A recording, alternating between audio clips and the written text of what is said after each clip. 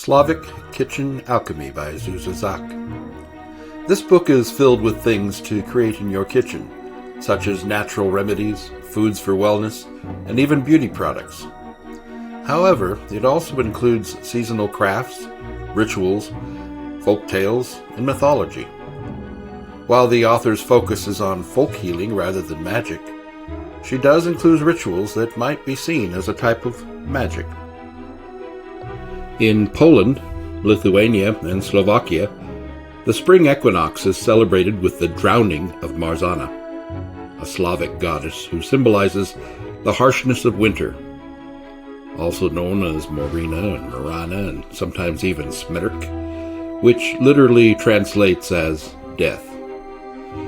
An effigy of straw and dressed in rags is danced around, dipped in puddles, and paraded around the entire village in order to collect any illnesses and worries, before being ceremonially burned with herbs and thrown in the river at dusk. This is a goodbye to winter, and a celebration of the rebirth of the earth. Folk superstition dictates that you don't look back at Marzanna once she's in the water.